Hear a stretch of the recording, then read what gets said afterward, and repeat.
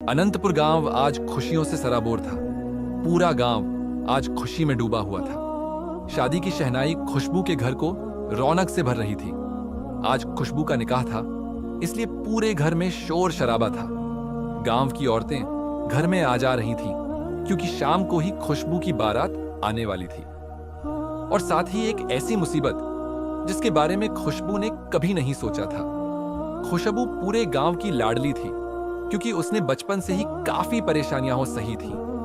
दरअसल खुशबू के पिता को शुरू से ही शराब की लत थी और शादी के बाद भी उन्होंने शराब को नहीं छोड़ा, जिस वजह से खुशबू की मां भी बहुत परेशान रहती थी। लेकिन एक उम्मीद थी कि औलाद का सुख पाने के बाद उनके शौहर के मिजाज में तब्दीली आ जाएगी। इसलिए खुशबू की मां ने परिवार को आगे बढ़ाया और एक प्यारी सी नन्ही बच्ची को जन्म दिया, जिसकी महक ने पूरे घर में खुशियों की बहार ला दी थी। इसी वजह से खुशबू की वालिदा ने उसका नाम खुशबू रखा। लेकिन खुशबू के पिता के बर्ताव में कोई बदलाव नहीं आया। फिर 5 साल बाद इस घर में एक और बच्चे की किलकारी गूंजी और खुशबू ने बड़े प्यार से अपने भाई का नाम रखा, रिहान। परिवार बढ़ गया था, लेकिन खुशबू के पिता अब भी शराब की लत से दूर नहीं हुए थे, जिससे परिवार में हर वक्त कलह, लड़ाई झगड़ा और पैसों की तंगी बनी रहती थी। ज्यादा शराब पीने की वजह से खुशबू के पिता की तबीयत भी खराब रहने लगी। इसके बाद खुशबू की मां फरजाना ने बच्चों की परवरिश और घर का खर्च देखते हुए दूसरों के घरों में झाड़ू बर्तन का काम शुरू कर दिया। लेकिन इस काम से जो पैसे मिलते, उनमें से आधे तो खुशबू के पिता की दवाइयों में ही चले जाते थे और कुछ समय बाद उनका इंतकाल हो गया। अब पूरी तरह से घर की जिम्मेदारी फरजाना पर आ गई थी। लेकिन बूढ़े कंधे और ढलती उम्र अब इस काबिल नहीं रही थी कि दूसरों के घर जाकर झाड़ू पोंछा कर सके। इसलिए खुशबू ने पास के कारखाने में बैग बनाने का काम शुरू कर दिया। इन पैसों से न सिर्फ खुशबू ने घर का खर्च उठाया, बल्कि अपने भाई रेहान को भी स्कूल में दाखिला दिलाया। खुशबू जितनी मेहनती थी, उतनी ही मिलनसार, खुश मिजाज और नेक दिल भी थी। इतनी गरीबी के बावजूद वह गांव वालों की जैसे भी हो मदद कर देती थी। यही वजह थी कि गांव वाले भी खुशबू को अपनी बेटी बहन की तरह प्यार देते थे और फरजाना के परिवार को अपना ही परिवार समझते थे। आज खुशबू की शादी थी और पहली बार घर में खुशियों की बहार आई थी। फरजाना आज बहुत खुश थी, क्योंकि उसकी लाडली बेटी अपने ससुराल जाने वाली थी। रेहान भी खुश था, लेकिन थोड़ा मायूस भी, क्योंकि खुशबू सिर्फ उसकी बहन ही नहीं, बल्कि मां जैसी थी, जिसने उंगली पकड़कर चलाना सिखाया, पढ़ाया लिखाया और हर जिम्मेदारी निभाई। घर में सभी मेहमान आ चुके थे और अब बस इंतजार था बारात के ढोल नगाड़ों का। शाम के करीब 5 बज चुके थे। खुशबू की सहेलियों ने उसे लाल सुर्ख जोड़ा पहनाया और बहुत अच्छे से मेकअप करके उसे दुल्हन की तरह सजा दिया। जिसने भी खुशबू को दुल्हन के लिबास में देखा, तारीफ किए बिना नहीं रह सका। पर सबसे ज्यादा जो चीज लोगों को भाई, वह थी खुशबू के गोरे हाथों पर लगी बारीक डिजाइन की मेहरून मेहंदी, जो उसके हाथों को और ज्यादा खूबसूरत बना रही थी। लेकिन यह लोग नहीं जानते थे कि यही मेहंदी आगे चलकर खुशबू के गले का फंदा बनने वाली है। खैर, रात के 8 बजे बारात भी फरजाना के दरवाजे पर आ गई। खूब आतिशबाजी हुई और फिर निकाह की रस्म शुरू हुई। सारे इंतजामात बहुत अच्छे से किए गए थे, इसलिए बारातियों को किसी बात की कोई शिकायत नहीं रही। सभी रस्में पूरी होने के बाद अब विदाई की बारी थी। खुशबू को दूर जाता देख घर वालों का दिल तो मायूस हुआ ही, साथ ही गांव वालों की आंखें भी नम हो गईं। खुशबू सबसे मिली और फिर अपने शौहर आतिफ के साथ कार में जाकर बैठ गई। लेकिन उसके आंसू अब भी लगातार बहते जा रहे थे। खुशबू का ससुराल उसके घर से करीब 2 घंटे की दूरी पर था, इसलिए सभी लोग जल्दी ही घर के लिए रवाना हो गए। जब वे मेन रोड पर पहुंचे तो देखा कि गाड़ियों की लंबी कतार लगी हुई है। दूर दूर तक बस गाड़ियां ही गाड़ियां नजर आ रही थीं। इन्हें पार करके आतिफ के घर तक पहुंचने में 2 की जगह 4 घंटे लग जाते। इसलिए आतिफ ने अपने रिश्तेदारों से कहा, क्यों ना शॉर्टकट रास्ता ले लिया जाए। यह रास्ता एक घने जंगल से होकर जाता था जहां से इक्का दुक्का लोग ही गुजरते थे। इसी जंगल में एक सदियों पुराना कब्रिस्तान भी बना हुआ था, जिसे लोग दहशत का दूसरा नाम मानते थे। लेकिन आतिफ आज के द्वार का पढ़ा लिखा नौजवान था। उसे ना तो जिन्न भूत पर यकीन था और ना ही किसी रूहानी चीज पर। उसने अपने रिश्तेदारों को भी समझाया और फिर सब लोग कार से जंगल के रास्ते पर निकल पड़े। रास्ता पूरी तरह सुनसान और वीरान था। लहराते पेड़ों से टकराती हवा पूरे जंगल में एक डरावनी सिहरन पैदा कर रही थी, जिससे माहौल और भी ज्यादा भयावह लगने लगा। लेकिन आतिफ और खुशबू बेफिक्र थे। ये नया शादीशुदा जोड़ा अभी भी हल्दी और मेहंदी की खुशबू में डूबा हुआ था। रात के करीब 12:30 चुके थे। जंगल में सिर्फ जंगली जानवरों की आवाजें और कारों की गड़गड़ाहट गूंज रही थी। तभी इनकी कार एक पुराने कब्रिस्तान के पास से गुजरी। अचानक कार झटके खाने लगी, कभी रुकती, कभी आगे बढ़ती। कार के इस अजीब व्यवहार से खुशबू का दिल जोर जोर से धड़कने लगा। उसी समय कब्रिस्तान का लोहे का दरवाजा अचानक चरमराकर खुल गया और एक सफेद धुंधली सी रूह बाहर निकली। यह पूरा मंजर खुशबू कार के शीशे से देख रही थी और तभी उसे ऐसा लगा मानो वह सफेद रूह उसके भीतर समा गई हो। लेकिन आतिफ को कुछ भी महसूस नहीं हुआ। कुछ ही दूर और चलकर ये लोग अपने घर पहुंच गए। रात के करीब 2 बज चुके थे। रिश्तेदार सब थककर अपने अपने कमरों में जाकर सो गए। खुशबू भी अपने कमरे में चली गई। आतिफ जब उसके पास बैठा और उसकी गोरी हथेलियों पर लगी गहरी सुर्ख मेहंदी पर नजर पड़ी तो वो भी तारीफ किए बिना नहीं रह सका। उसने प्यार से खुशबू का हाथ थामा, लेकिन तभी उसके चेहरे की रंगत उड़ गई, क्योंकि हाथों से खून टपक रहा था। मेहंदी खून में बदल गई थी और वही खून अब आतिफ के हाथों पर भी लग चुका था। ये देख आतिफ पूरी तरह घबरा गया। उसने जल्दी से कपड़ा उठाकर हाथ पोंछा, लेकिन अगली ही पल और हैरान रह गया। अब ना तो हाथों पर खून था और ना ही कोई निशान।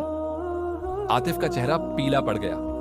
उसे समझ नहीं आया कि ये सब हकीकत था या कोई भ्रम। उसने जब खुशबू की तरफ देखा तो वो अब भी घूंघट ओढ़े शांत बैठी थी। आतिफ ने डरते हुए उसका घूंघट हटाया और जब उसका चेहरा देखा तो उसकी सांसें अटक गईं। खुशबू का चेहरा पीला पड़ चुका था। उसकी आंखों में एक अजीब उदासी और डर साफ झलक रहा था। और तभी खुशबू ने एक भारी डरावनी आवाज में कहा, अब ये सिर्फ मेरा है, इस पर सिर्फ मेरा हक है, इसे कोई हाथ नहीं लगाएगा। यह कहते ही उसकी आंखें सुर्ख हो गईं और वो जोर जोर से चीखने लगी। आतिफ सहम गया।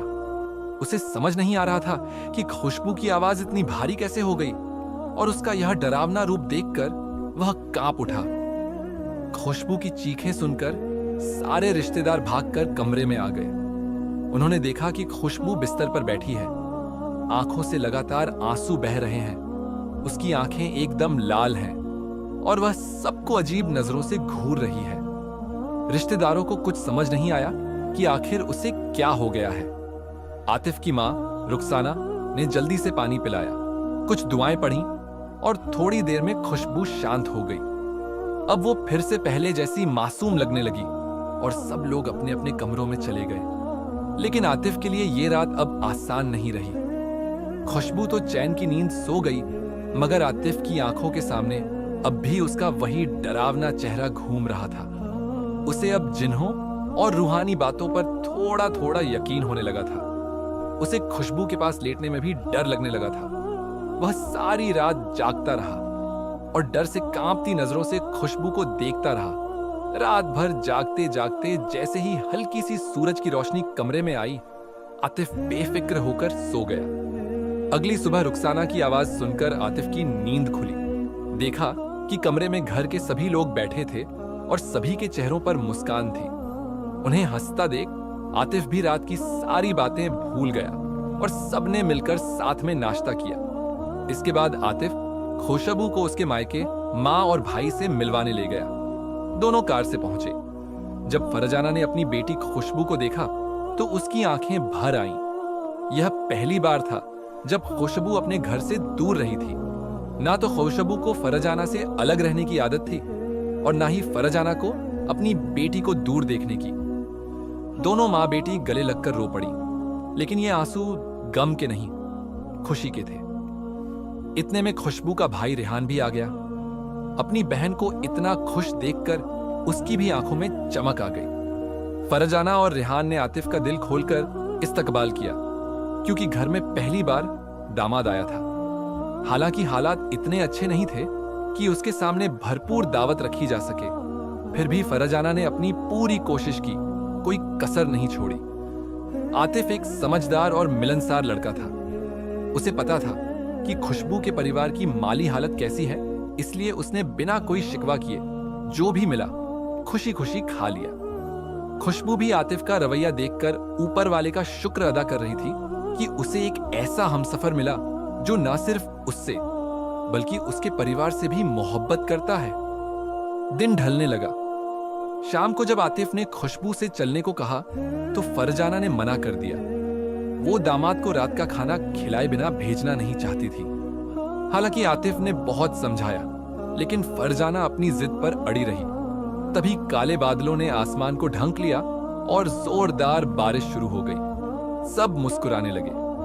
फरजाना ने हंसते हुए कहा, देखा आतिफ, सिर्फ मैं ही नहीं, ये बारिश भी अब तुम्हें रात से पहले जाने नहीं देगी। फरजाना की बात सुनकर आतिफ भी मुस्कुरा पड़ा। फिर फरजाना खाना बनाने में जुट गई और रेहान चिकन लेकर आया। फरजाना ने रात के खाने में चिकन कोरमा और मीठे में खीर बनाई। जब दस्तरखान पर खाना परोसा गया, उसकी खुशबू से ही खुशबू बेचैन हो गई। जैसे ही उसके सामने चिकन और खीर रखी गई, उसका बर्ताव अचानक अजीब हो गया। उसने जल्दी जल्दी चिकन अपनी कटोरी में निकाला और बिना रोटी या चावल के सीधे खाने लगी। उसका यह अंदाज देख फरजाना और रेहान दोनों हैरान रह गए। आतिफ बस खुशबू को देखे जा रहा था। फरजाना ने झुंझलाकर कहा, बेटा, ये क्या तरीका है खाने का? ऐसे क्यों खा रही हो? ऐसा लग रहा है जैसे पहली बार चिकन देखा हो। लेकिन खुशबू ने कोई जवाब नहीं दिया, बस सर झुकाए खाती रही। तभी उसकी नजर सामने रखे खीर से भरे बाउल पर पड़ी। उसने कटोरी में निकालने की बजाय पूरे बाउल में हाथ डाल दिया और उंगलियां चाट चाट कर खाने लगी। रेहान हैरान होकर बोला, बाजी, आप क्या कर रही हैं? कम से कम कटोरी में तो निकालिए। तभी खुशबू ने भारी मर्दाना आवाज में कहा, मैं बहुत भूखा हूं, मुझे शांति से खाने दो, वरना इसका अंजाम अच्छा नहीं होगा। उसकी भारी आवाज सुनकर फरजाना, रेहान और आतिफ तीनों दंग रह गए। वे हैरत से एक दूसरे को देख रहे थे और फिर बस खुशबू को ही निहारने लगे। खाना खत्म करने के बाद खुशबू वॉशरूम की ओर हाथ धोने गई। जैसे ही उसकी नजर वॉश बेसिन के पास लगे शीशे पर पड़ी, एक जोरदार चीख निकल गई, क्योंकि शीशे में उसका चेहरा नहीं बल्कि किसी डरावने शैतानी चेहरे का अक्स दिख रहा था। एक ऐसा भयानक रूप जो उसने जिंदगी में पहले कभी नहीं देखा था। वो जोर जोर से चीखने लगी और फिर अचानक बेहोश होकर जमीन पर गिर पड़ी। खुशबू की चीख सुनकर फरजाना घबराकर जल्दी से वॉशरूम की ओर भागी। वहां पहुंचकर उसने देखा कि खुशबू जमीन पर बेहोश पड़ी थी। यह देखकर फरजाना ने तुरंत रेहान और आतिफ को आवाज दी। दोनों दौड़ते हुए आए और मिलकर खुशबू को उठाकर कमरे तक लाए। उसके चेहरे पर पानी के छींटे मारे गए। कुछ ही देर में खुशबू को होश आ गया, लेकिन उसके चेहरे पर उलझन और घबराहट थी। ऐसा लग रहा था जैसे उसे कुछ भी याद नहीं, ना खाना खाने की बात, ना वॉशरूम में बेहोश होने की, कुछ भी नहीं। उसकी यह हालत देखकर पूरा परिवार चिंता में पड़ गया, लेकिन फिर सबने मिलकर फैसला किया कि उसे कुछ भी नहीं बताया जाएगा। फरजाना नहीं चाहती थी कि उसकी बेटी अपने नए ससुराल में किसी परेशानी का सामना करे या कोई उस पर उंगली उठाए, इसलिए सभी ने यह बात वहीं दबा दी। इसी सब में रात के करीब 10 बज चुके थे। खुशबू और आतिफ ने घर वालों से विदा ली और कार में बैठकर अपने घर की तरफ रवाना हो गए। लेकिन कुछ दूर ही चले थे कि फिर से बारिश शुरू हो गई, और इस बार इतनी तेज कि कार के शीशों से बाहर कुछ भी साफ दिखाई नहीं दे रहा था। आसमान काले बादलों से ढक गया था और घना अंधेरा चारों तरफ फैल चुका था। आमतौर पर अगर ये लोग मेन रोड से जाते तो 2.5 घंटे में आसानी से पहुंच सकते थे, लेकिन वे लंबा रास्ता नहीं लेना चाहते थे, इसलिए आतिफ ने फिर से शॉर्टकट वाला रास्ता चुन लिया। यह रास्ता एक वीरान जंगल से होकर जाता था और बारिश की वजह से यह और भी सुनसान और डरावना हो गया था। पेड़ों से टकराती तेज हवा, झींगुरों की आवाजें और कब्रिस्तान की नजदीकी सब मिलकर एक अजीब सा खौफ पैदा कर रहे थे। फिर भी आतिफ और खुशबू हिम्मत कर आगे बढ़ते रहे, लेकिन जैसे ही इनकी कार कब्रिस्तान के पास पहुंची, अचानक बंद हो गई और ठीक उसी पुराने कब्रिस्तान के दरवाजे के सामने रुक गई। आतिफ थोड़ा घबराकर बोला, अरे यार, ये कार को क्या हो गया? ये तो एकदम ठीक चल रही थी, अचानक यहीं बंद कैसे हो गई? खुशबू ने उसे तसल्ली देते हुए कहा, शायद बारिश की वजह से कोई तकनीकी गड़बड़ी आ गई हो, आप आराम से चेक कीजिए, चल जाएगी। आतिफ ने भी हामी भरी, हाँ हो सकता है, लेकिन आज तक ऐसा कभी नहीं हुआ। पहली बार कार इस तरह चलते चलते रुक गई है। चूंकि कार अब चल नहीं रही थी, आतिफ ने घर पर फोन कर दिया और दूसरी गाड़ी भेजने को कहा। घर वालों ने तुरंत दूसरे बेटे को गाड़ी लेकर रवाना कर दिया, लेकिन उसके वहां पहुंचने में करीब 1 घंटा लगने वाला था। बारिश अब भी लगातार हो रही थी और रुकने का नाम नहीं ले रही थी। दोनों को कार में ही इंतजार करना पड़ा। इस अंधेरी सुनसान रात और बरसती बारिश के बीच माहौल जितना डरावना था, उतना ही रोमांटिक भी। यह शादी के बाद दोनों की पहली बारिश थी जिसे वे साथ बैठकर देख रहे थे। कब्रिस्तान पास था, लेकिन दोनों साथ थे, इसलिए डर कुछ कम लग रहा था। तभी खुशबू अचानक सिर नीचे झुकाकर चुपचाप बैठ गई। बहुत देर तक वह इसी मुद्रा में रही। आतिफ ने उससे कुछ बात करने की कोशिश की, लेकिन उसने कोई जवाब नहीं दिया। वह बस चुपचाप बड़बड़ाने लगी। फिर अचानक उसने कार का दरवाजा खोला और बाहर निकल गई। आतिफ उसे रोकता रहा, कार में वापस बैठने की जिद करता रहा, लेकिन खुशबू जैसे किसी और ही दुनिया में थी। उसने उसकी बातों पर कोई ध्यान नहीं दिया और कब्रिस्तान की तरफ बढ़ने लगी। यह देखकर आतिफ भी कार से उतरा और भागते हुए उसका पीछा किया। उसने उसका हाथ पकड़कर वापस खींचने की कोशिश की। तभी खुशबू ने आतिफ की तरफ डरावनी लाल आंखों से देखा और गुस्से से बोली, अब से वो सिर्फ मेरा है, इस पर मेरा हक है। उसे हाथ लगाने की कोशिश मत करना, वरना अंजाम बहुत बुरा होगा, जिसे तुम सोच भी नहीं सकते। खुशबू की यह आवाज सुनकर आतिफ हैरान रह गया। ये उसकी वही नर्म आवाज नहीं थी, बल्कि जैसे किसी मर्द की भारी डरावनी आवाज हो।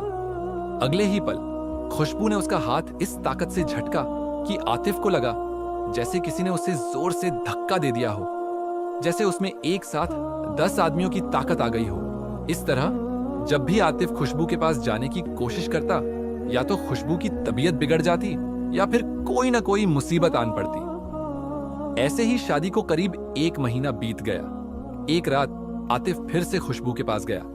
जैसे ही वह पास पहुंचा, कमरे में जल रही मोमबत्ती अचानक नीचे गिर गई और पर्दों में आग लग गई। देखते ही देखते आग पूरे कमरे में फैल गई। ये देख आतिफ घबरा गया। वो जल्दी से खुशबू को कमरे से बाहर निकालने के लिए उसका हाथ पकड़ता है, लेकिन जैसे ही उसने खुशबू को छुआ, वो दंग रह गया।